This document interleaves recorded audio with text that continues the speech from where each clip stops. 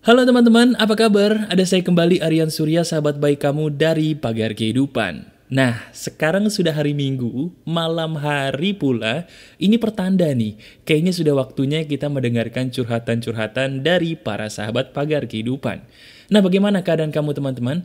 Apakah dalam 7 hari kebelakang ini ada beberapa hal yang mungkin mengusik hidup kamu ya? Tenang aja. Saya di sini Aryan Surya, sahabat kamu dari Pagar Kehidupan, kembali hadir di telinga kamu, di depan mata kamu sambil membacakan curhatan yang bisa jadi menginspirasi kamu semua dengan masalah-masalah yang serupa. Saya berdoa dulu nih, semoga bagaimanapun keadaan kamu, semakin lama semakin bertambah dekat ya dengan jalan keluar, kebahagiaan, dan kelapangan selapang-lapangnya. Amin, amin, dan amin.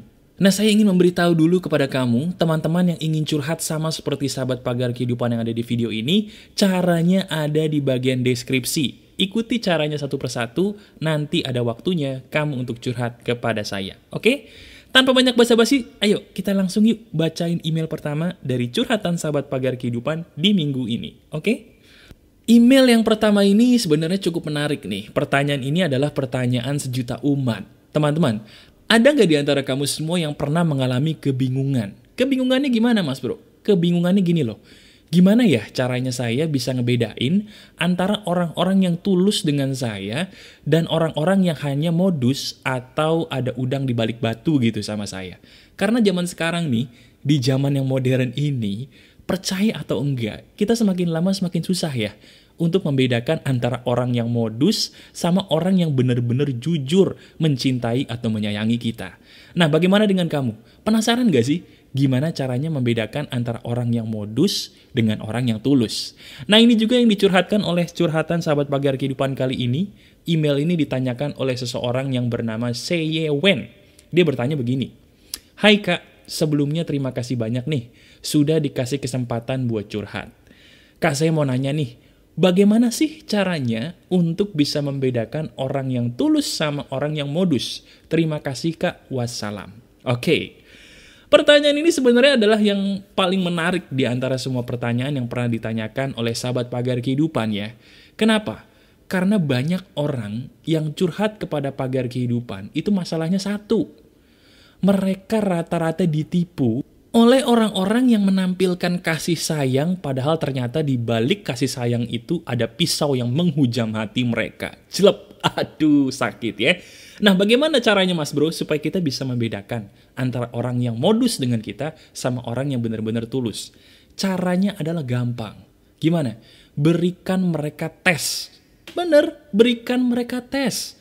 Teman-teman, yang namanya tes itu bukan hanya ketika kita kuliah atau sekolah loh. Enggak. Dalam hidup ini ada kalanya nih kita perlu melakukan tes kepada orang-orang yang memang benar-benar katanya mencintai kita.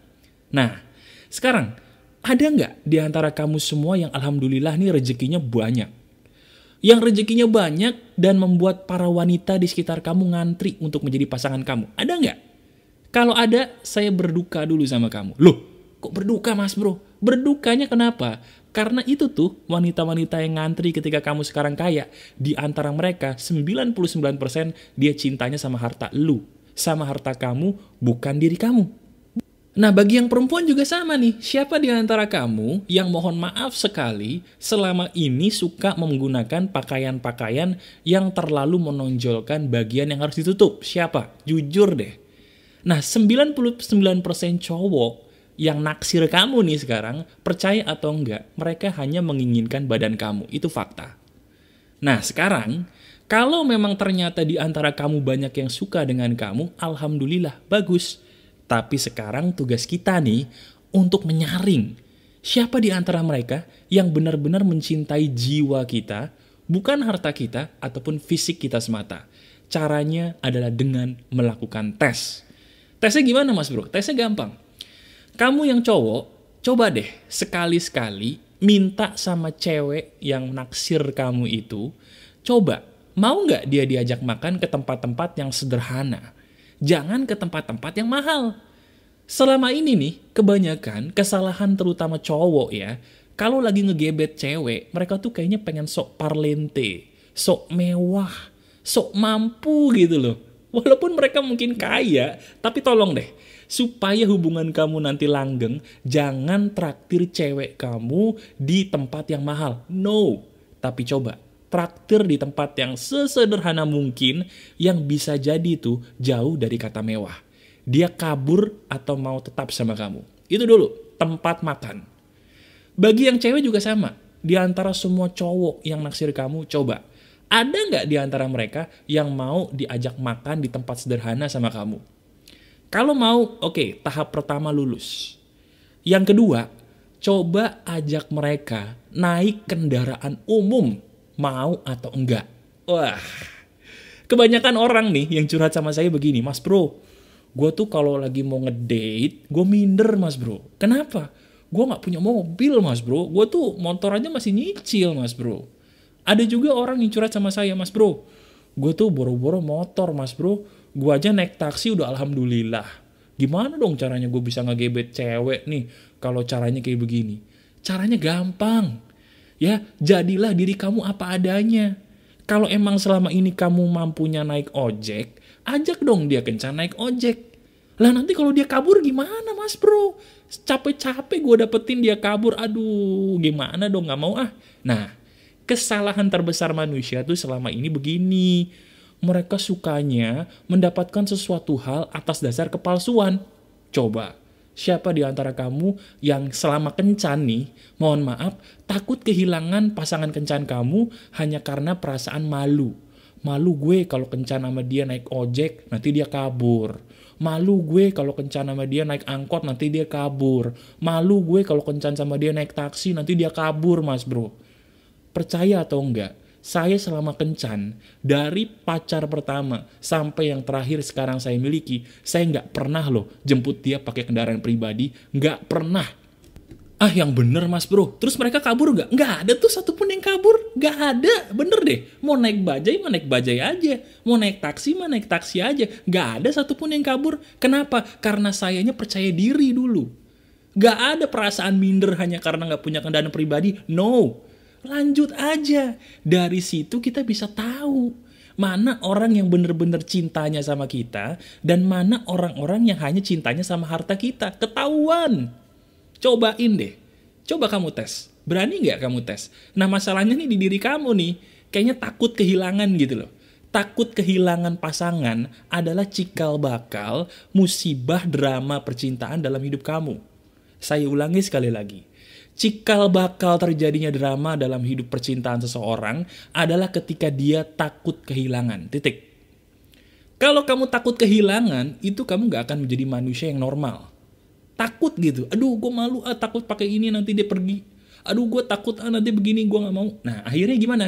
Jadinya hubungannya penuh dengan drama. Fakta itu.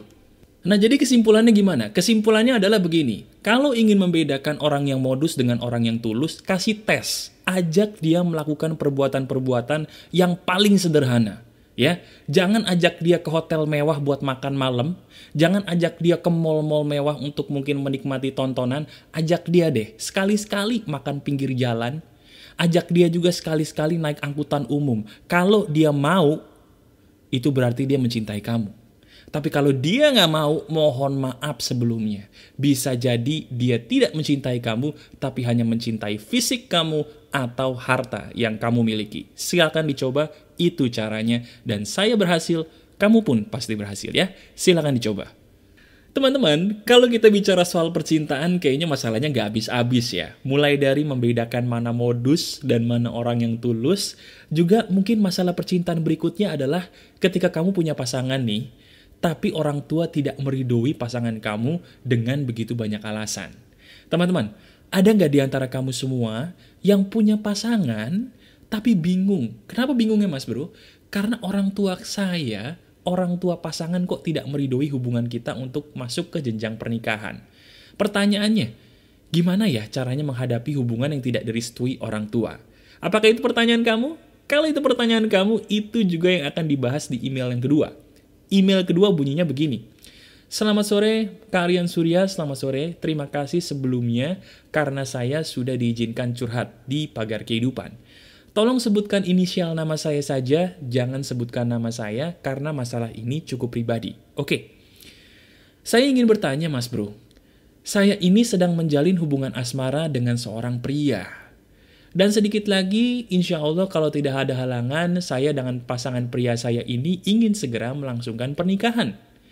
Tapi masalah pun terjadi. Masalah itu adalah karena pihak orang tua saya sepertinya kurang menyetujui hubungan saya dengan pasangan. Nah, pertanyaan saya adalah, jikalau hubungan saya, Mas Bro, tidak direstui oleh orang tua, mana yang harus saya pilih? Apakah pasangan atau orang tua? Karena saya mengalami kebingungan dan kebimbangan nih, antara orang tua dan pasangan, mana yang harus saya menangkan dalam permasalahan ini. Terima kasih atas jawabannya Kak Aryan Surya, sukses terus buat Pagar Kehidupan, terima kasih, dan terima kasih. Oke, email ini ditanyakan oleh seseorang yang berinisial VK. Ya, pertanyaannya bagus, jadi intinya gini. Ada banyak orang, teman-teman, mungkin juga kamu ya, yang mendengarkan suara saya kali ini, merasa kebingungan gitu loh. Kebingungannya kenapa? Karena hubungan kamu kayaknya kok tidak direstui oleh orang tua. Udah mau nikah nih, tinggal nikah doang by the way. Tapi kok ada aja halangannya dan halangannya pun besar. Orang tua kayaknya nggak ridho. Nah pertanyaannya adalah, mana yang harus didahulukan? Apakah mendengarkan orang tua atau justru mendengarkan pasangan? Jawabannya adalah begini. VK, kalau kamu ingin menikah, restu orang tua itu penting. Sekali lagi ya, sahabat Pagar Kehidupan, saya ulangi, jikalau kamu semua ingin menikah, restu orang tua itu penting. Tapi, ada tapinya. Restu orang tua itu bisa dinomorduakan kalau betul-betul ada konflik yang memang tidak masuk akal. Contohnya begini, kalau memang terjadi sebuah hubungan yang tidak direstui, ada satu syarat yang membolehkan kamu, menurut saya, untuk melangsungkan pernikahan tanpa restu orang tua. Satu syarat itu adalah kalau orang tua kamu tidak merestui pernikahan kamu hanya karena masalah-masalah yang kurang penting. Contoh, hanya karena perbedaan suku. Oh dia suku ini, kita nggak boleh dong punya menantu kayak begitu. Itu nggak masuk akal, mohon maaf, kamu boleh menikah tanpa harus restu orang tua terlebih dahulu. Yang kedua, restu orang tua itu boleh dinomorduakan kalau orang tua kamu melarang pernikahan atau tidak meridhoi pernikahan itu hanya karena permasalahan sepele yang bernama perbedaan golongan. Misalnya, aduh, kok kamu milih pasangan orang miskin sih nak? Jangan dong, kita kan orang kaya nih, jangan nikah sama orang miskin lah. Ngapain? Nah, itu jangan didengerin. Karena perbedaan si kaya dan si miskin, perbedaan suku itu, mohon maaf, adalah perbedaan yang dibuat-buat oleh manusia itu sendiri. Kamu berdua saling mencintai, jangan sampai dipisahkan oleh permasalahan yang sebenarnya dibuat-buat. Masuk akal ya? Itu syarat kalau memang kamu ingin melangsungkan pernikahan tanpa restu orang tua terlebih dahulu. Nah, selain itu, harus dengan restu orang tua. Nah, bagaimana dengan kamu, VK? Orang tua kamu nih menjadi tidak nyaman dengan hubungan kalian berdua tuh gara-gara apa? Kalau memang orang tua kamu tidak suka dengan sifat pasangan kamu, saya harapkan kamu segera putus dari pasangan kamu. Loh, kok gitu Mas Bro? Karena gini, orang tua tuh kalau udah mengomentari karakter dari pasangan kamu dan tidak meridhoi pasangan kamu menjadi suami atau istri kamu, itu bener loh. Jadi gini, kalau seandainya orang tua kamu tidak meridhoi pernikahan kamu berdua, tanyakan kenapa. Tanyakan kenapa. Kalau jawabannya karena memang mama sama papa gak suka sama karakter calon pasangan kamu, dengerin mereka. Patuhi orang tua dan mohon maaf, batalkan pernikahan itu. Tapi aku udah cinta, alah cinta. Orang yang cerai aja bisa cinta kok dulunya. Jadi cinta itu jangan dijadikan landasan utama untuk melangsungkan suatu hal yang salah. No, jangan. Ucapan orang tua yang sudah tidak ridho sama pernikahan kamu karena memang mungkin karakter pasangan kamu yang aneh, itu didengerin. Karena bener, karakter pasangan kamu itu bisa kebaca loh sama orang tua kamu dengan mata mereka yang sangat jeli melihat calon pasangan untuk anak mereka. Itu fakta. Jadi sekarang gini, bagi kamu VK dan juga bagi sahabat Pagar Kehidupan yang lain, kalau hubungan kalian tidak direstui orang tua, tanyakan kenapa. Kalau alasannya hanya karena perbedaan suku, perbedaan golongan, mohon maaf, kalian berdua boleh nikah tanpa restu orang tua terlebih dahulu. Tapi kalau selain itu, terutama kalau orang tua kamu tidak meridhoi karakter perilaku dari pasangan kamu, hentikan pernikahan itu, dengarkan orang tua. Pasti kamu selamat. Itu sudah terbukti, silahkan dicoba ya. Selamatkan diri kamu dari kebodohan yang tidak perlu. Hidup cuma sekali. Oke? Nah itulah teman-teman, kisah-kisah dari sahabat pagar kehidupan. Baru kita dengerin 2 ya. Dua-duanya kisah percintaan, tapi bisa jadi nih, dua-duanya sudah cukup mencerahkan pikiran kamu, terutama mengenai percintaan ya. Jadi sekali lagi, sahabat pagar kehidupan, percintaannya jangan dibuat drama. Tolong jangan dibuat drama. Hidup itu cuma sekali, oke? Nah, kalau email ketiga berikutnya nih teman-teman, ini cukup menarik banget. Ini bukan soal cinta, tapi soal kehidupan. Wah, ini keren banget. Kerennya kenapa mas bro? Ini mengenai masalah mental block. Wah, ada nggak di antara kamu teman-teman yang sekarang lagi pengen melakukan sesuatu, tapi kok kayaknya nggak bisa gitu loh. Ada sesuatu hal di pikiran kamu yang ngalangin. Ada yang kamu seperti itu? Kalau ada, sama seperti email yang akan saya bacakan berikut ini. Email ini ditanyakan oleh seseorang yang bernama Mafio. Mafio bertanya seperti ini. Selamat malam mas, selamat malam.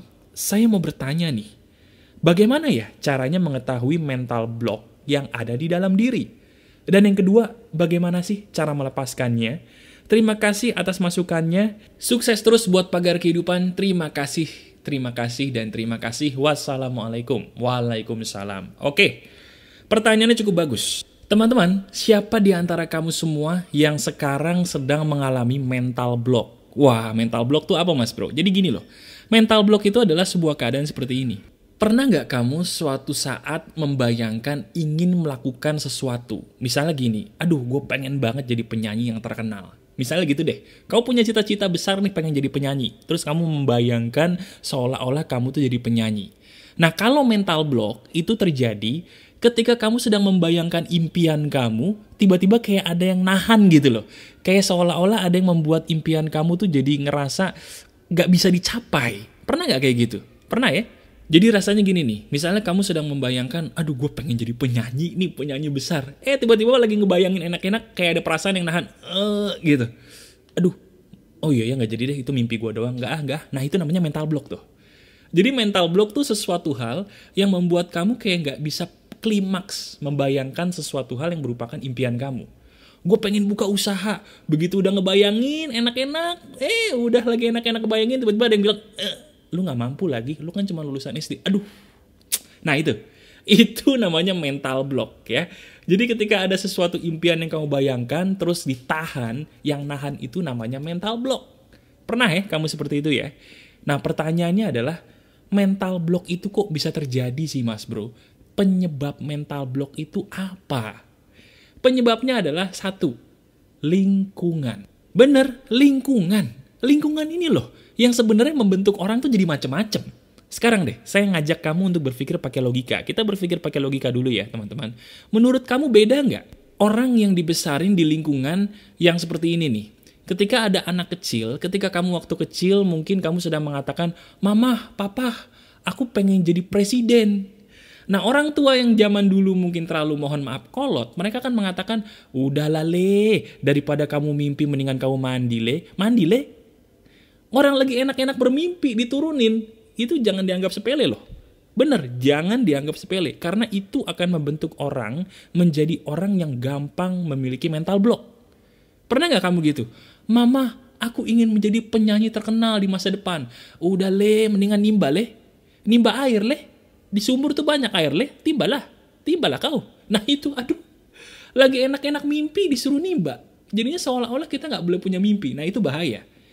Nah bandingin dengan orang yang dibesarkan di lingkungan yang berlawanan. Misalnya gini, "Mama, Papa, aku ingin menjadi penyanyi terkenal di masa depan."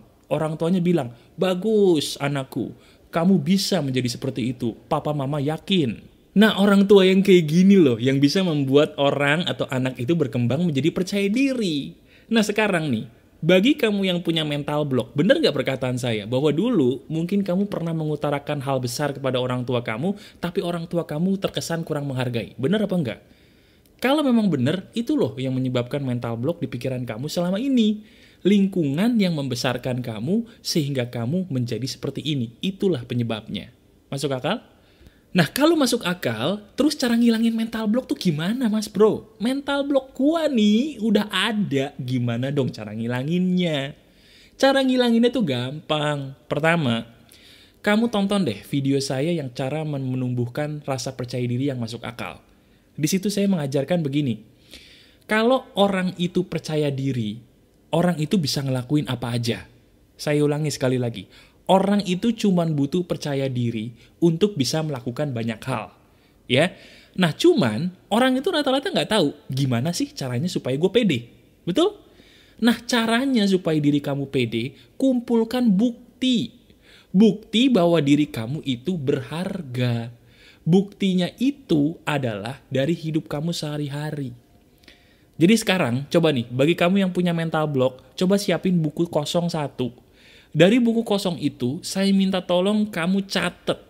Yang dicatat itu adalah prestasi, pujian, dan perbuatan-perbuatan yang dihargai orang lain dalam hidup kamu sehari-hari. Contoh nih, misalnya kamu lagi jalan, tiba-tiba ada orang senyum sama kamu. Catat tuh di buku. Saya dikasih senyuman manis oleh seseorang yang tidak saya kenal. Terus kamu lagi masuk kantor, dipuji sama bos kamu. Ridwan, kamu kerjanya bagus sekali. Saya bangga dengan kamu Ridwan. Catat, saya dipuji bos saya hari ini. Dari bukti-bukti yang terkumpul ini, kalau kamu simpen, itu akan menjadi kenang-kenangan.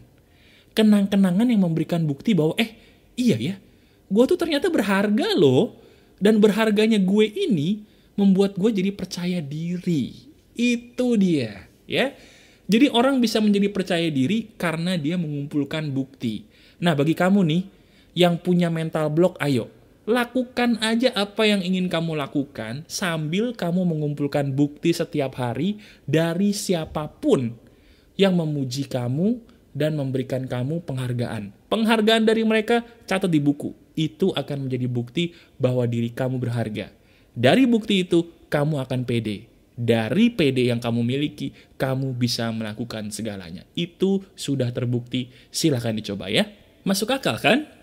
Nah teman-teman, kalau memang masuk akal, berarti kita sudah sampai ke dalam sebuah tahap nih, di mana kamu sudah waktunya untuk mau praktek ya, dari kisah-kisah sahabat pagar kehidupan yang baru saja kamu dengar. Nah, sekarang kita masuk ke email berikutnya. Email berikutnya ini juga pertanyaan sejuta umat. Bunyi emailnya adalah seperti ini. Email ini ditanyakan oleh seseorang yang bernama Wahyu. Wahyu bertanya seperti ini. Selamat malam Mas Aryan Surya.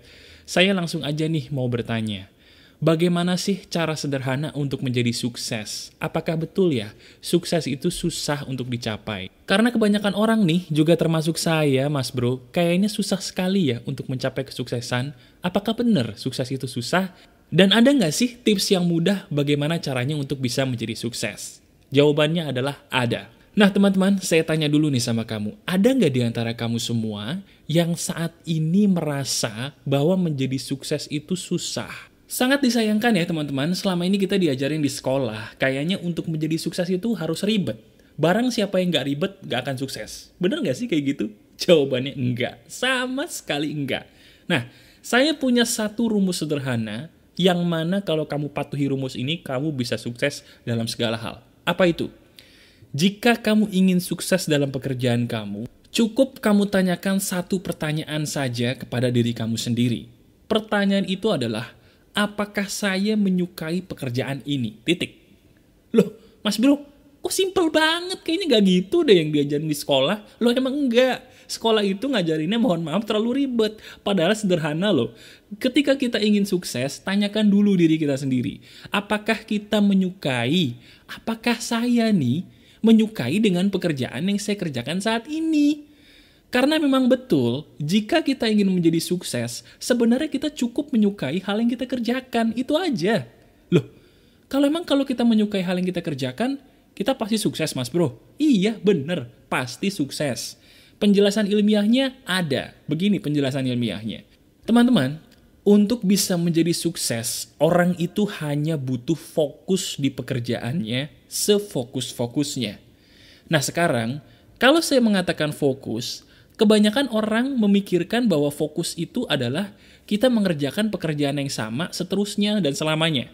Benar? Apakah itu betul? Salah. Fokus itu bukan berada di pekerjaan yang sama selama-lamanya, bukan. Fokus itu arti yang betul adalah kamu mengerjakan sesuatu hal secara konsentrasi sampai kamu berhasil. Saya ulangi ya, pengertian fokus yang benar adalah kamu mengerjakan satu hal secara konsentrasi sampai kamu berhasil. Sekarang kamu bayangin, kamu konsentrasi mengerjakan satu hal sampai kamu berhasil, itu namanya fokus. Jelas ya? Jadi sekarang, kalau pengertian fokusnya udah bener, masuk akal nggak menurut kamu kalau memang hanya dibutuhkan fokus untuk bisa mencapai kesuksesan? Masuk akal kan? Nah sekarang, kalau orang tidak suka dengan pekerjaannya, saya tanya lagi, bisa nggak dia fokus? Bisa nggak? Coba deh. Sekarang bayangin hal yang tidak kamu sukai. Terus saya suruh kamu fokus di hal itu sampai 2 tahun ke depan. Bisa nggak? Nggak bisa. Ujung-ujungnya kalau kamu nggak stres, ya mohon maaf gila. Karena memaksakan pekerjaan yang tidak kamu sukai, itu adalah pemerkosaan karir. Nggak boleh. Nah, kalau kamu menyukai pekerjaan kamu, nggak usah disuruh, kamu tuh bakal konsentrasi di tempat yang sama, mengerjakan hal yang sama sampai berhasil. Ya orang kamu suka kok. Masuk akal kan? Nah sekarang coba, tanyakan diri kamu sendiri. Sahabat pagar kehidupan harus rajin berdiskusi dengan diri sendiri. Sekarang tanyakan, apakah saya menyukai pekerjaan yang saya kerjakan saat ini apa tidak? Kalau tidak, pindah. Cari pekerjaan yang benar-benar kamu sukai, kamu cintai dari awal. Jangan hanya karena uang, hanya karena jabatan, hanya karena nama baik, rela gitu loh. Diri kita dijual mengerjakan sebuah pekerjaan yang kita tidak suka. Jangan. Jangan, dan jangan. Itu berbahaya. Ya. Nah, kalau memang jawabannya pekerjaan ini adalah pekerjaan yang gue suka banget mas bro, bagus. Walaupun hasilnya belum kelihatan, tapi percaya deh. Orang yang mengerjakan pekerjaan yang disukai, cepat atau lambat, dia akan menjadi sukses. Sekali lagi, orang yang mengerjakan pekerjaan yang disukai, cepat atau lambat, dia pasti akan menjadi sukses. Itu garansi saya ya. Silakan dicoba. Oke? Nah teman-teman, sekarang kita udah masuk ke email terakhir nih. Tenang aja, email terakhir ini justru bisa jadi nih, semacam email yang bisa menjadi makanan penutup buat kita semua. Cielah. Kenapa mas bro? Karena di email terakhir ini juga kayaknya nih dialami oleh sebagian besar kamu ya, yang sedang mengalami mohon maaf cobaan dari Yang Maha Kuasa yang berhubungan dengan pekerjaan. Siapa di antara kamu yang sekarang mungkin mohon maaf nih lagi di PHK dan kemudian bingung gitu ya, gimana sih caranya mas bro gue menghadapi tekanan hidup yang berhubungan dengan PHK pekerjaan? Kalau memang itu yang sedang dialami kamu atau mungkin keluarga kamu, saya punya jawabannya. Pertanyaan ini ditanyakan oleh seseorang yang bernama Cahyo. Pertanyaannya gini, Assalamualaikum, waalaikumsalam. Saya ingin berdiskusi nih dan meminta pendapat dari pagar kehidupan. Nama saya Cahyo. Sekarang ini mas bro, saya sedang merasakan depresi berat. Wow. Saya depresi berat karena di PHK dari perusahaan setelah 5 tahun bekerja. Saya depresi karena saya tidak tahu apa kesalahan saya terhadap perusahaan, mas bro. Di kantor saya memang terkenal banyak politik kotor. Awalnya saya memang mau keluar, tapi secara tiba-tiba saya kok di PHK. Parahnya lagi nih, setelah di PHK saya tidak mendapatkan pesangon ataupun senyuman sama sekali. Saya seperti tebu, mas bro. Seperti tebu yang habis manis sepah dibuang. Saya mohon dengan sangat buat Mas Aryan, saya ingin memiliki jiwa yang lapang dan berpikir yang benar, saya harus memulai dari mana? Wih, keren banget. Email dari Cahyo ini adalah email penutup kita di video kali ini, dan bisa jadi email ini juga dialami oleh kamu semua ya, yang mengalami tekanan ketidakadilan dalam dunia pekerjaan dari perusahaan tempat kamu bekerja. Jadi begini, saya punya kabar buruk buat kamu semua, dan ini fakta. Kalau diri kamu memutuskan untuk bekerja di kantor apapun itu, saya punya sebuah fakta. Mereka tidak akan peduli apa yang kamu berikan kepada mereka. Kalau memang menurut mereka kamu layak dipecat, kamu pasti dipecat. Tidak peduli sebesar apapun jasa kamu, itu fakta. Bukan hanya Cahyo loh. Saya punya sahabat banyak yang kerja di kantor mengalami hal yang sama seperti Cahyo ini. Udah kerja lebih dari 5 tahun. Kalau Cahyo baru 5 tahun ya. Dia kerja lebih dari 5 tahun dengan enaknya dipecat. Tidak mendapatkan pesangon, apalagi senyuman. Tidak ada sama sekali. Dan dia pun sama nih sahabat saya, mengalami hal yang sama seperti Cahyo. Mengalami depresi karena merasa tidak dihargai. Nah terus harus bagaimana? Pertama gini, Cahyo, semua yang terjadi dalam hidup kita itu adalah segala sesuatu yang terjadi, bisa terjadi kalau ada izin Tuhan.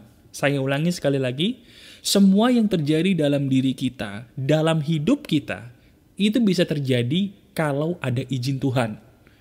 Dengan kata lain, saya ingin mengatakan kepada Cahyo dan kepada sahabat pagar kehidupan yang mengalami perihal yang sejenis, PHK-nya kamu, pecatnya kamu ini sebenarnya adalah jalan yang memang dikehendaki oleh Tuhan semesta alam. Dengan tujuan supaya kamu tuh naik level. Memang politik kantor kamu kotor, saya paham betul banyak politik kotor seperti itu di kantor. Tapi itu nggak usah dipikirin. Yang harusnya kamu lakukan adalah bersyukur. Alhamdulillah ya, saya bersyukur banget loh. Saya nggak perlu ada di kantor itu lagi. Memang sih saya nggak dapat pesangon, memang sih kerja saya tidak dihargai, tapi paling enggak gue udah keluar. Gitu dulu. Pertama bersyukur dulu bahwa kita sudah keluar dari tempat yang salah, itu nomor 1. Yang kedua, sekarang jangan memaksakan diri untuk melakukan suatu hal yang memang sudah bukan takdir kamu. Ya, kalau memang takdir kamu sudah tidak usah bekerja di kantor lagi, jangan memaksakan diri kerja di kantor, jangan. Lah terus gimana? Sekarang langkah berikutnya adalah ikuti rencana Tuhan semesta alam. Ikuti rencananya. Kalau kamu muslim, sholat malam aja. Sholat malam terus minta petunjuk, saya harus ngapain nih? Saya harus kemana nih? Dari situ nanti ditunjukin jalan tuh. Tiba-tiba ketemu orang yang nunjukin kamu pekerjaan baru, tiba-tiba mungkin kamu ketemu buku yang keren, tiba-tiba dapat mimpi, apapun itu pasti dapat kalau kamu ikhlas dan meminta petunjuk. Ingat, ikhlas dan meminta petunjuk. Tidak boleh hanya meminta petunjuk ya, harus ada ikhlasnya dulu. Nah memang saya paham betul, tidak gampang menjadi ikhlas Cahyo. Saya pun paham betul di posisi kamu tidak gampang, tapi saya bilang sekali lagi, keluarnya kamu itu bukan musibah, tapi berkah. Berapa banyak tuh teman-teman kamu yang masih ada di kantor itu yang pengen keluar tapi nggak bisa. Lah kamu, walaupun lewat PHK tapi paling nggak kamu kan keluar toh. Itu dulu kamu syukuri. Nah masalah rezeki yang ditahan oleh kantor itu mah biarkan Tuhan aja yang ngebales. Sekarang fokus kamu, udah diskusi yuk setiap hari sama Tuhan semesta alam yang menciptakan kamu. Minta petunjuk saya harus kemana. Jadi jangan memaksakan takdir yang memang sudah bukan takdir kamu lagi. Jangan ngotot pengen kerja di kantor itu lagi. Jangan ngotot minta keadilan dari kantor itu lagi. Stop. Stop dan stop. Semakin kita ngotot, semakin kita akan depresi. Depresinya kamu Cahyo, itu karena kamu ngotot. Ingin memaksakan keinginan kamu. Jangan memaksakan keinginan kita. Biarkan Tuhan semesta alam aja yang ngatur. Kita tinggal fokus minta sama dia setiap malam. Oke Cahyo? Jadi mulai saat ini saya minta kamu bersyukur dulu karena kamu sudah lepas dari kantor yang memang sangat jelek sekali kualitasnya. Sangat jahat sekali. Sekarang kamu bersyukur sambil kamu setiap malam, ayo sholat malam, minta petunjuk kepada ilahi kemana kamu harus melangkah ya. Ikuti rencananya secara ikhlas, tenang dengan melakukan sholat malam setiap malam. Oke? Begitu juga dengan sahabat pagar kehidupan yang lain. Ayo, jangan putus asa. Dipecat dan di PHK-nya kamu itu adalah bagian dari rencana indah Tuhan semesta alam kepada diri kamu. Oke? Nah teman-teman, di video curhatan kali ini menurut kamu ada nggak hikmah yang bisa kamu petik? Hikmah yang bisa kita petik dari video curhatan di hari ini adalah begini. Sadar atau enggak, segala sesuatu dalam hidup itu selalu terjadi tidak bisa ditebak ya. Kita maunya A, tiba-tiba terjadinya B. Kita maunya B, tiba-tiba terjadinya C. Sadar apa enggak bahwa semakin kita menyadari, memang hidup itu tidak ada yang menguasainya kecuali Tuhan semesta alam. Nah sebenarnya saya ingin mengatakan begini loh teman-teman. Ayo, mulai saat ini, ayo jangan jadi orang yang ngotot. Jangan jadi orang yang memaksakan diri untuk mendapatkan sesuatu hal seperti yang kita mau. Daripada kita memaksakan diri, kenapa sih kita tidak memasrahkan diri aja kepada Tuhan semesta alam dengan rajin berdiskusi kepadanya setiap hari? Pasrahkan diri kamu, selama diri kita sudah berusaha, itu berarti kita sudah di jalan yang benar. Ya? Tetap menjadi orang baik teman-teman. Karena seperti yang saya sering bilang di video yang lain, orang baik itu rezekinya selalu ada. Kuncinya cuma satu, sabar. Oke? Sabar teman-teman. Tidak akan mungkin Tuhan meninggalkan kita, yang ada hanyalah pikiran buruk kita sendiri yang menganggap seolah-olah Tuhan itu jauh dari hidup kita. Teman-teman, ayo jadi orang yang semangat, selalu jadikan hidup kita penuh hikmah dengan terus belajar memahami kehidupan yang lebih baik. Jangan jadi orang yang ngotot, ikhlaskan apa yang terjadi, dan sadari betul bahwa semua ini adalah bagian dari rencananya yang indah bagi hidup kita sebagai ciptaannya. Masih ada saya Aryan Surya, sahabat baik kamu dari Pagar Kehidupan. Tetap keep spirit, keep sharing, and keep loving. Bye-bye.